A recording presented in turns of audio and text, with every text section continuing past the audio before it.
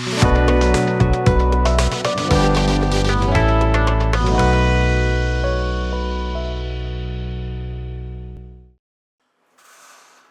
Business channel நேயர்களுக்கு எண்ணியல் நிபுணர் சதீஷ் ராவின் வணக்கங்கள்.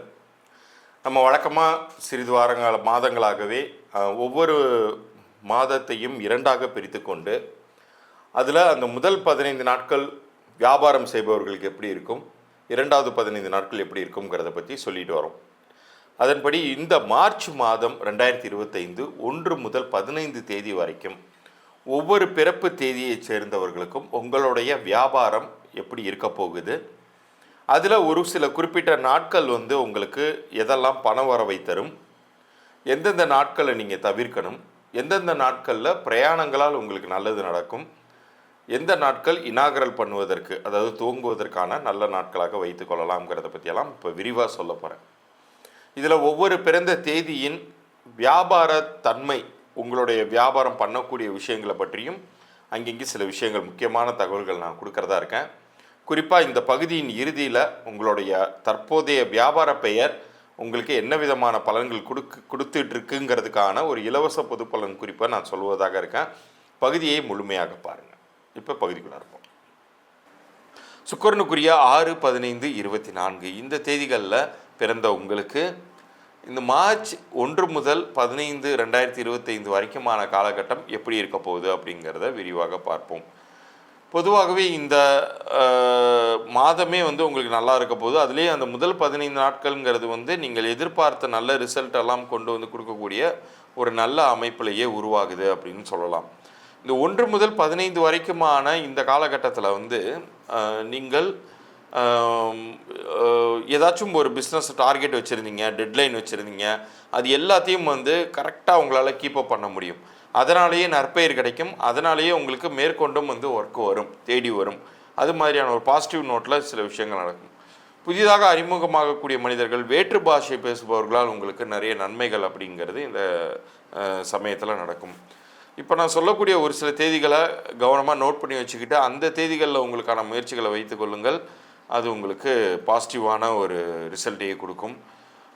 பண வரவுக்கான நாளாக நீங்கள் தேர்ந்தெடுக்க வேண்டியது 1ஆம் தேதி, 6ஆம் தேதி, 10ஆம் தேதி. இந்த தேதிகளில் ஏதேனும் உங்களுக்கு பண வரவு வர வேண்டியது இருந்து அது லாக்காக இருந்துச்சுன்னா அந்த தேதிகளில் நீங்கள் முயற்சி பண்ணுங்கள், உங்களுக்கு கைக்கு பணம் சேரும். அதே போல் 5ஆம் தேதி, 14ஆம் தேதி இந்த தேதிகள்லையும் உங்களுக்கான நல்ல விஷயங்கள் நடக்கும். நீங்கள் எதிரே பார்த்திராத இடத்தில் இருந்தெல்லாம் உங்களுக்கு ஒர்க் சேரும். ஒரு சில குறிப்பிட்ட தேதிகளில் பார்த்தீங்கன்னா அது ஒரு பிஸ்னஸ்க்கு ஒர்க்கிங் டேயாக ஏற்ற நாளாகவே இல்லைனாலுமே கூட உங்களுக்கு ஏதேனும் ஒரு அனுகூலத்தை உண்டு பண்ணும். உதாரணத்துக்கு இப்போ இந்த மாதத்தில் மார்ச் 1 to 15 இந்த 9ஆம் தேதி பார்த்தீங்கன்னா ஞாயிற்றுக்கிழமை வரும். ஆனால் அன்றைய தினம் ஏதாவது ஒரு நண்பரை நீங்கள் ஒரு வெளியிடங்களில் நீங்கள் சந்திப்பீங்க. அவர்னால உங்களுக்கு ஒரு சில ஒர்க்கு நீங்கள் இந்த பிஸ்னஸ் தான் பண்ணிகிட்ருக்கியா, உனக்கு நான் ஒரு கிளைண்ட்டு தரேன்னு சொல்லிட்டு தருவாங்க. அது மாதிரி ஒரு புதிய வியாபாரத்துக்கான ஒரு ஒப்பந்தங்களோ அல்லது ஒரு லீடோ உங்களுக்கு கிடைக்கக்கூடிய ஒரு நல்ல நாளாக இந்த 9ஆம் தேதி அப்படிங்கிறது அமையுது. ஒரு சில தேதிகளில் எந்த ஒரு விஷயமே செய்யாதீங்கன்னு நான் சொல்லுவேன். அந்த தேதிகளில் நீங்கள் முயற்சிகளை முன்னெடுத்தீங்கன்னா அது உங்களுக்கு ஃபெயிலியர்ஸை கொடுத்துரும். ஸோ அது என்னென்ன தேதிகள்னு சொல்கிறேன், கவனமாக கேட்டுவாங்க. 4ஆம் தேதி எந்த விஷயத்தையும் செய்யாதீங்க, 4 மார்ச் 2025. அதே போல் 13ஆம் தேதியும் தெய்வ பிரார்த்தனைகளுக்கான நாளாக வேணுமா அது வச்சுக்கோங்க. மற்றபடி பிஸ்னஸ் ரீதியாக ஒரு புதிய ஒப்பந்தங்கள் கையெழுத்திடுவதோ அல்லது ஹெவி இன்வெஸ்ட்மெண்ட் பண்ணுவதையோ அறவே தவிர்த்து கொள்ளுங்கள். இந்த தேதிகளில் செய்யும்போது அது உங்களுக்கு லாபகரமாக இருப்பதற்கு பதில் உங்கள் கையை கடுப்பதாக மாறிவிடும். ஸோ இந்த மொத்தத்தில் பார்க்கும்போது இந்த ஒரு குறிப்பிட்ட நாட்கள், முதல் 15 நாட்கள்ங்கிறது நன்றாகவே இருக்குதுன்னு தான் சொல்லணும். இது கெடுதலுக்கான நாட்களே கிடையாது, நன்றாகவே இருக்க போகுது அப்படின்னு தான் நம்ம சொல்லணும். நீங்கள் ஃபோக்கஸ்டாக மட்டும் இருந்தாலே போதுமானது. ஏற்கனவே உங்களுக்கு ஒரு சில இடங்களில் ரொம்ப ஸ்லோ டவுன் ஆகிருக்கு அப்படின்னா நீங்கள் அது எப்படி சரி பண்ணுறதுங்கிறதுல நீங்கள் ஃபோக்கஸ் பண்ணுங்கள். நிச்சயம் சொல்கிறேன், இந்த காலகட்டத்தில் அது எல்லாம் நிவர்த்தியாகி மறுபடியும் ரொம்ப ஃப்ளரிஷிங்காக வரக்கூடிய ஒரு சமயம் உருவாகவே போகுது.